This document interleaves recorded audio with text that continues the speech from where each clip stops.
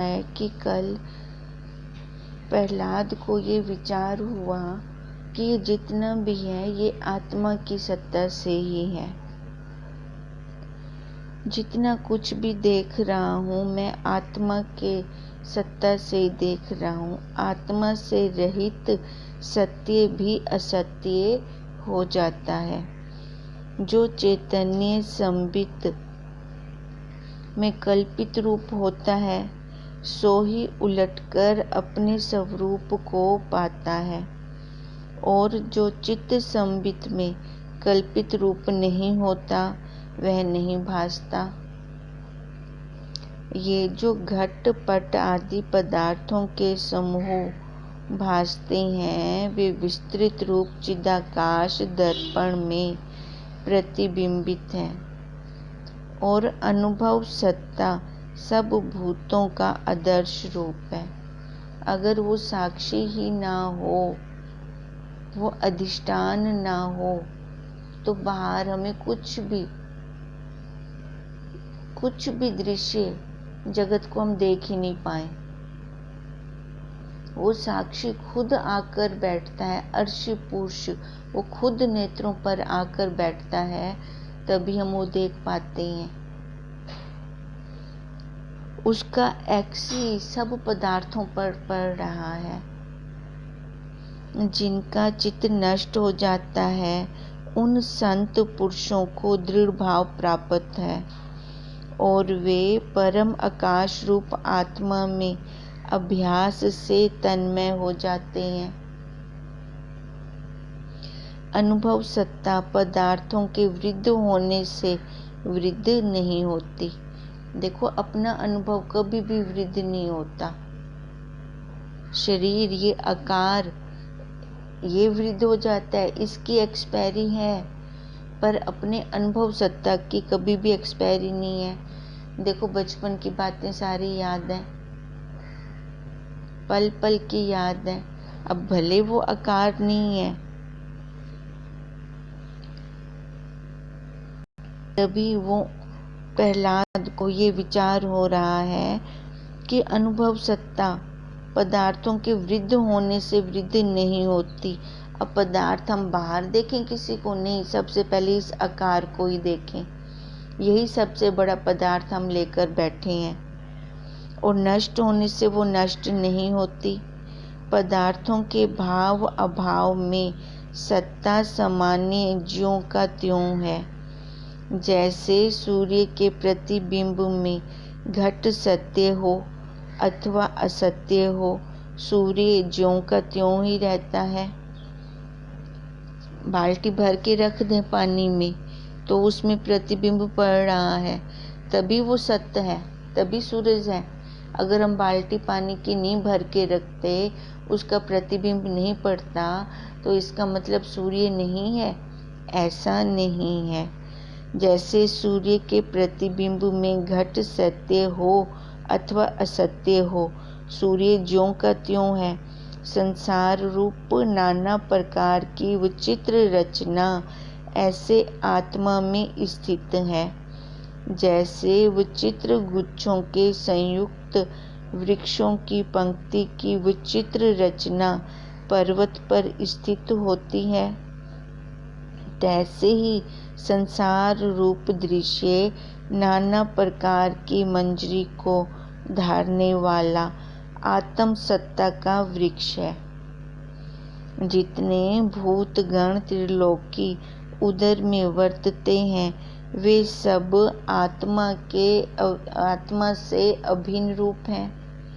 ब्रह्मा से आदि तृण पर्यंत सब का प्रकाशक आत्मा ही है। वह अनुभव सत्ता आदि अंत से रहित है, जिसके सब प्रकार सब आकार हैं, और स्थावर जंगम सब जगत भूत जाति अनंतर अनुभव रूप स्थित हैं। देखो, वही अनुभव सत्ता, वही अंदर भी है, बाहर भी है, जड़ भी है, चेतन भी है। वह एक अनुभव आत्मा मैं हूँ। दृष्टा, दर्शन, दृश्य, सर्वरूप आत्मा मैं हूँ और सहस्त्र नेत्र, सहस्त्र हस्त मेरे हैं। मैं ही चिदाकाश रूप हूँ। सूर्य देह से आकाश में विचरता हूँ और पवन देह से बहता वायु वाहन पर आरूढ़ हूँ। मैं विष्णु रूप शंख, चक्र, गदा, पद्म के धारने वाला हूँ। सब सौभाग्य देखने वाला हूँ और सब दैत्यों को भगाता और नाश करता मैं ही हूँ। कण कण में व्यापक हूँ। विष्णु विश्व के अणु अणु में मैं ही व्यापक हूँ। मैं नाभि कमल से उत्पन्न हुआ हूँ। पद्म आसन से निर्विकल्प समाधि में स्थित रूप ब्रह्मा हूँ और मन वृत्ति रूप को प्राप्त हुआ हूँ। मैंने ही त्रिनेत्र आकार लिए हैं। गौरी मेरी अर्धांगिनी है और सृष्टि के अंत में सबको मैं ही संहार करता हूँ। जैसे कोई अपने अंगों को संकोच ले, तैसे ही मैं संहार करता हूँ। त्रिलोकी रूपी मणि की इंद्र रूप होकर मैं पालना करता हूँ और कर्मों के अनुसार जैसा कोई भाव करे तैसा फल देता हूँ। तृण, बेली और गुच्छों में रस होकर मैं स्थित हूँ। मैं ही उत्पत्ति करता और चेतन रूप हूँ और लीला के निमित्त जगत आडंबर विस्तार रूप मैंने ही किया है। देखो, अकेला बंदा अगर खेलना चाहे तो कैसे खेलेगा? उसके लिए उसको दूसरे और भी साथी चाहिए खेलने के लिए। ऐसे ही वो सबसे पहले वो चैतन्य पुरुष था, उसने अपने खेलने के लिए ये 84 लाख योनियां बनाई। एको अहम बहुश्याम, एक से उसने बहुत सारे बना दिए। अब बनाए कैसे? उसी सामग्री से जो उसके पास सामग्री थी। तो उसने जितनी भी ये योनियां बनाई हैं, जितनी खानियां बनाई हैं, अपनी सामग्री से ही बनाई। तो इसका मतलब ये फिर वही रूप ही है। जैसे हम सूर्य को कहते हैं, सूर्य की किरणें भी सूर्य रूप ही हैं। क्यों सूर्य रूप है? क्योंकि सूरज है तभी तो वो किरण है। ऐसी वो साक्षी है तभी तो ये सारा कुछ जितना भी हम देख रहे हैं, जड़ चेतन अंदर बाहर, वो सारा वही का वही रूप है। त्रिलोकी रूप मणि की ये इंद्र रूप होकर मैं ही पालना कर रहा हूँ और कर्मों के अनुसार जैसा कोई भाव करे तैसा फल देता हूँ। ये हमारे भावों की सृष्टि है सारी। देखो, भावों से ही सुख दुख है। एक बार एक बहन आई गुरुदेव के पास और उसने बोला, गुरुदेव मेरे को घर वाले बहुत दुख देते हैं। तो गुरुदेव ने बोला, चल तू कल देख के लेके आना। अब ये बहन भी बैठी है, ये भी बोल रही है कि मेरे को बहुत दुख देते हैं। फिर हम देखेंगे कि किसका दुख ज़्यादा बड़ा है। वो तो दुख लेके आना। अब दुख कोई ठोस वस्तु है जिसको हम लिफाफे में भर कर गुरुदेव को दिखा दें कि मेरा दुख इतना है और उस बहन का दुख इतना है? दुख कहाँ है? हमारी वृत्ति में, हमारे भावों में। फिर वृत्ति का मालिक कौन है? हम स्वयं हैं। हम चाहें तो वो दुख लें, हम चाहें तो वो दुख ना लें, हमारे हाथ की बात है। तभी ऐसा विचार कर रहा है प्रहलाद कि ये सारा अपने कर्मों के अनुसार है। जैसा कोई भाव करे तैसा ही फल प्राप्त होता है। अगर हम यही भाव बना रहे हैं, मैं दुखी हूँ, मैं दुखी हूँ, मैं दुखी हूँ, तो दुख तो अपने आप ही स्वतः आ गया। हम उसको ही तो याद कर रहे हैं, दुख को ही तो याद कर रहे हैं, उसी को ही तो बुलावा दे रहे हैं बार बार। देखो, जिसको बुलाते हैं वही मेहमान बनकर हमारे घर आता है, गेस्ट बनकर हमारे घर आता है। मत बुलाओ दुख को, तो वो आएगा भी नहीं। उसी को ही तो हम बार बार याद कर रहे हैं, दुख को ही तो हम बार बार याद कर रहे हैं, तो वही तो हमारे पास आ रहा है। जैसा हम भाव बनाएंगे वैसा ही आगे हमें वो फल मिलना है, वैसे हमारी आगे सृष्टि बन जानी है। अगर मैं ब्रह्म भाव बनाती हूँ तो आनंद ही आनंद है। वो भी भाव, वो भी भाव, भाव को भाव से काटें। तृण, बेली और गुच्छों में रस होकर मैं स्थित हूँ। मैं ही उत्पत्ति करता और चेतन रूप हूँ, और लीला के निमित्त जगत आडंबर विस्तार रूप मैंने ही किया है। ये सारी लीला चल रही है, देखें उस लीला को, उसका आनंद माणें। पर हम तो फंस के देखने लगते हैं, फिर फंसते हैं तो रोते हैं। जैसे मृतिका के खिलौने बालक रच लेता है। अब जितने भी खिलौने रचे गए उन सब का आधार क्या? मिट्टी।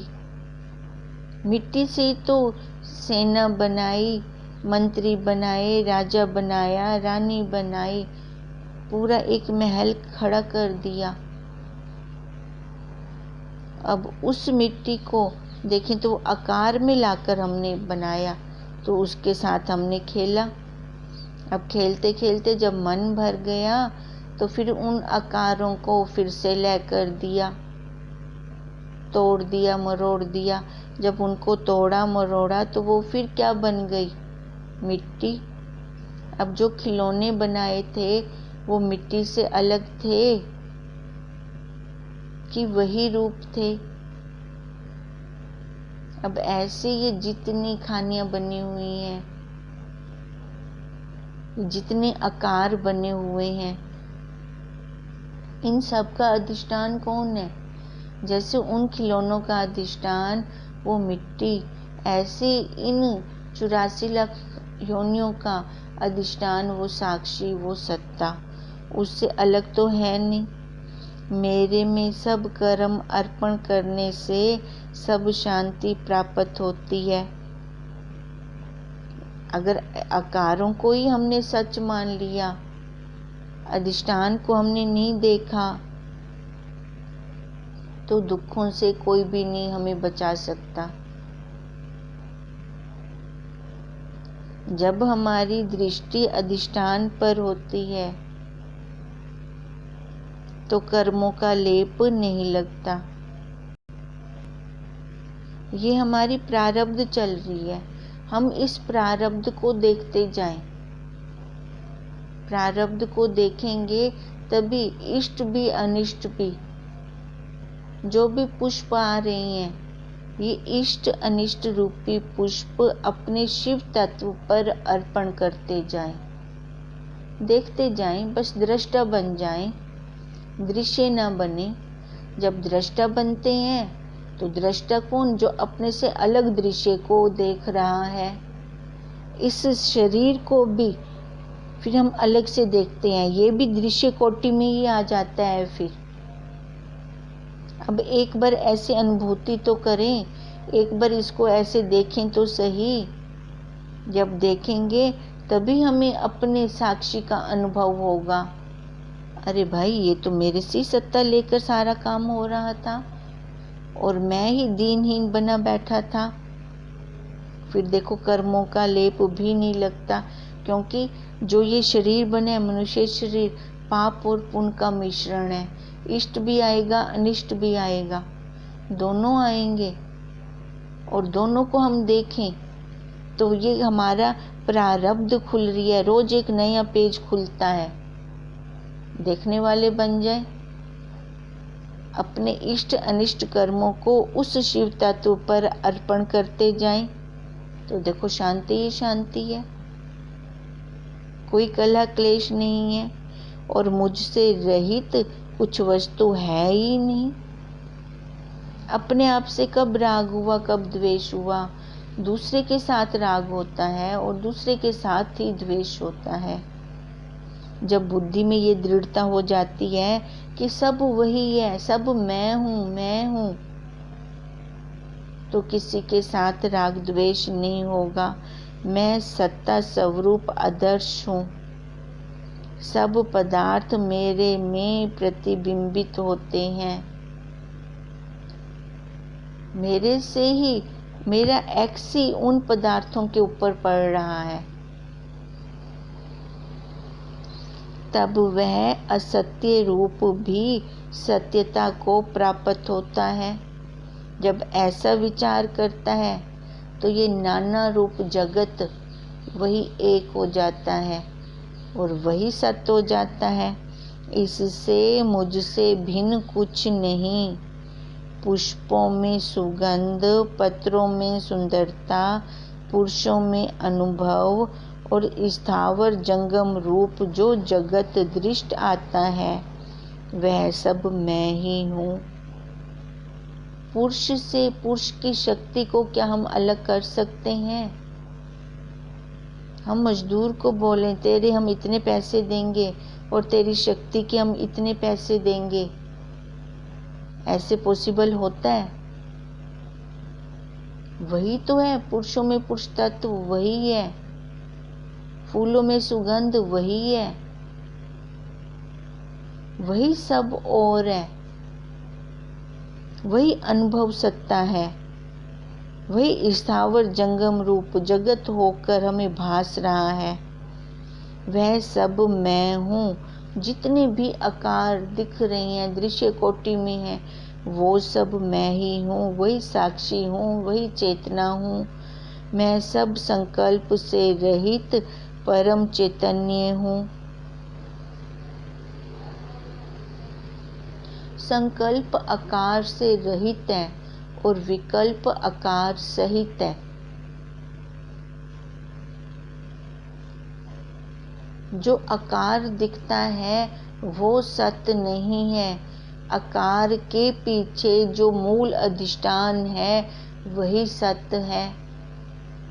हर आकार का कोई ना कोई अधिष्ठान जरूर है और वो अधिष्ठान परम चैतन्य है। लय करते जाएं तो अपने स्वरूप में आ जाएंगे। और अहम त्वम आदिक से परे हूँ। जल में रस शक्ति, अग्नि में उष्णता और बर्फ में शीतलता मैं ही हूँ। जैसे काष्ठ में अग्नि है तैसे ही सब में स्थित हूँ। सब पदार्थों में मैं परमात्मा व्यापक हूँ। जैसे मिर्ची से उसका तीखापन हम दूर नहीं कर सकते, जल से उसका स्वभाव तरलता और बहना हम दूर नहीं कर सकते,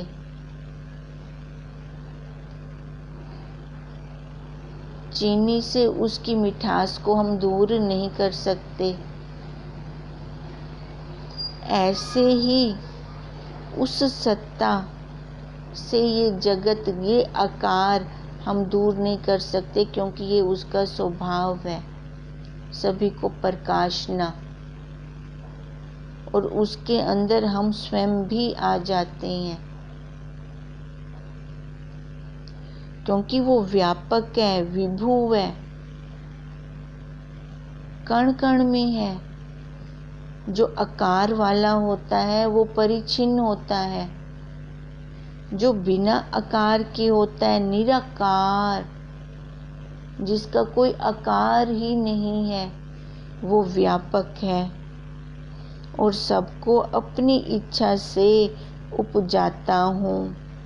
जैसे दूध से घृत शक्ति, जल में रस शक्ति और सूर्य में प्रकाशना शक्ति है, तैसे ही मैं चैतन्य स्वरूप सब पदार्थों में स्थित हूँ।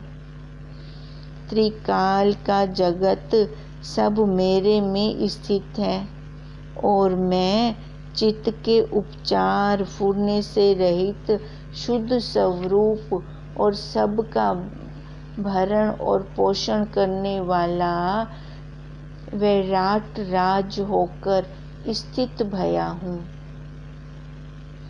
ये विराट रूप उसी का है, उसको हम देखें, उसका आनंद माणें। उसकी तो लीला चल रही है, सारी लीला उसी की है और वो तमाशा देख रहा है, उसी का ये रचा हुआ है ये सारा। त्रिलोकी का राज्य मुझको अपूर्व प्राप्त हुआ है, जो शास्त्रों और देवों के दल बिना निरक्षित विस्तृत है।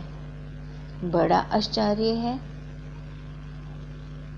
त्रिलोकी का राज्य, हम तो एक लिमिट बना देते हैं कि इतना घर मेरा है। जब उस सत्ता का अनुभव होने लगता है तो पूरी पृथ्वी मेरी है। बताओ कौन सी पृथ्वी में मैं नहीं हूँ, कौन से कण में मैं नहीं हूँ। जो शास्त्रों और देवों के दल बिना निरीक्षित विस्तृत है। देवता भी वही है, दानव भी वही है।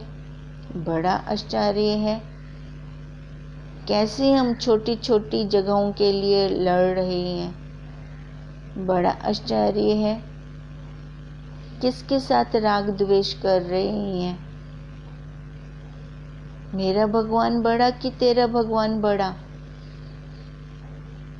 विचार करें, सोचें, अपनी बुद्धि के बल निकालें।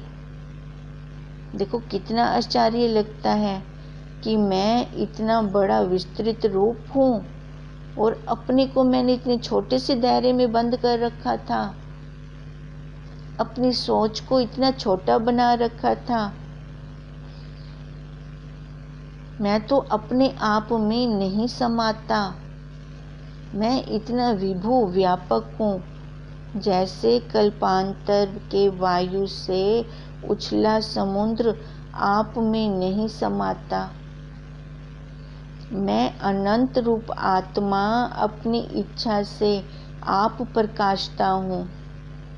जैसे क्षीर समुद्र अपनी उज्ज्वलता से शोभता है, तैसे ही मैं भी अपने आप से शोभता हूँ। यह जगत रूपी मटकी महा अल्प रूप है। ये जगत रूपी मटकी, अब देखें, अगर उस सत्ता से अनुभव करते हुए देखते हैं तो हमारी सृष्टि भी व्यापक हो जाती है, परिचिनता का दायरे से बाहर निकल जाती है। अगर उसकी सत्ता का अनुभव नहीं करते और वैसे देखते हैं तो छोटे छोटे दायरे बन जाते हैं। जैसे बिल में हाथी नहीं समाता, तैसे ही मैं अपने आप में विस्तृत रूप से जगत में नहीं समाता। मैं कोटि ब्रह्मांड में व्यापक हूँ और ब्रह्म लोक से परे जो तत्वों का अंत आता है, उसके भी परे मैं अनंत रूप हूँ। खाली ये जगत ही नहीं, जो ये दिखने वाला इतना ही नहीं हूँ। जो अदृश्य ब्रह्मांड है, मैं उनसे भी परे हूँ, अनंत रूप हूँ, व्यापक हूँ। यह मैं हूँ, यह मैं नहीं, यह निर्बलता मेरे तुच्छ रूप है।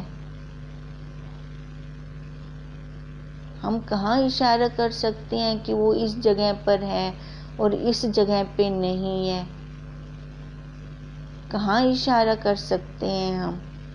मैं तो आदि अंत से रहित चैतन्य आकाश हूँ और मेरे में परिचिनता मिथ्या भासती थी। मैं तो यह वह आदिक मिथ्या भ्रम है। ये तो मैंने ही परिचिनता का लेप लगा रखा था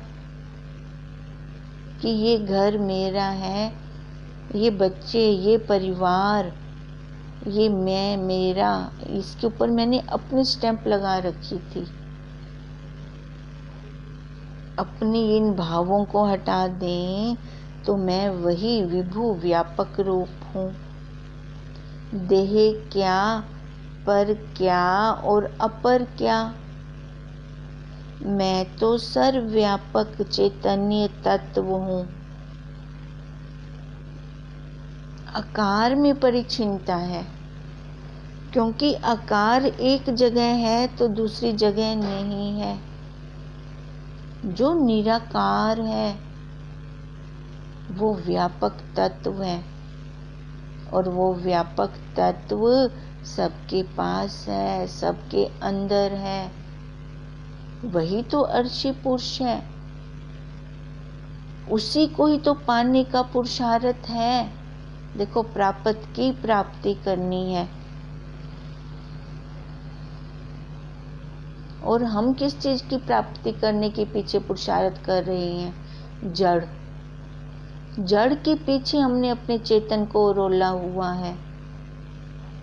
भले जन्मों जन्मों तक हम करते रहें तो भी हम अपने स्वरूप में नहीं प्राप्त हो पाएंगे, उस प्राप्त की प्राप्ति नहीं कर पाएंगे। अगर ऐसा विचार करें कि मैं ब्रह्म हूँ, मैं साक्षी हूँ, तभी उस प्राप्त की प्राप्ति होगी और तभी हम उसको देख पाएंगे, उस सत्ता का अनुभव कर सकेंगे। मेरे पितामह बड़े नीच बुद्धि थे, जो ऐसे ऐश्वर्य को त्याग कर तुच्छ ऐश्वर्य में रंजित हुए थे। कहाँ यह महादृष्टि सर्व का कर्ता ब्रह्म वपु और कहाँ वह संसार भ्रम का राजा, अनित्य रूप सुख भोग दुखदायक। देखो, अब कैसे कह रहे हैं कि मेरे पितामह नीच बुद्धि के थे।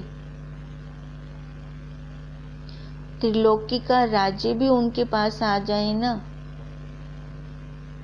तो भी, देखो बलि राजा को कैसे उनके अंदर विचार आया था। चक्रवर्ती सम्राट थे वो, फिर भी तो उनको शांति तृप्ति ना आई। शांति तृप्ति कहाँ आई? जब उन्होंने वो ज्ञान लिया, फिर जाकर वो रुके अपने स्वरूप में, फिर उनको वही आनंद आया। नहीं तो इतनी सुख सुविधा संपदा ऐश्वर्य सारा कुछ होने पर भी वही शांति वो आनंद उनको प्राप्त ना हुआ। अब यही प्रहलाद भी विचार कर रहा है कि ये सारा चाहे जितना मर्जी हमें मिल जाए बाहर का ऐश्वर्य सुख संपदा, फिर भी हम कंगाल के कंगाल हैं अगर हमें अपना आत्म सत्ता का उस तत्व का अनुभव मैंने अगर नहीं किया तो, उसके अगर मैंने दर्शन नहीं किए तो। इसका मतलब ये जितने भी ऐश्वर्य हैं ये सारे नाशवंत हैं, बिगड़ने वाले हैं, शाश्वत नहीं है। हमें पुरुषार्थ करना है तो उस शाश्वत को पाने का, अपने स्वरूप में स्थित होने का, यही हमारा असली पुरुषार्थ है। हरि ओम तत्सत, हरि ओम तत्सत, हरि ओम तत्सत।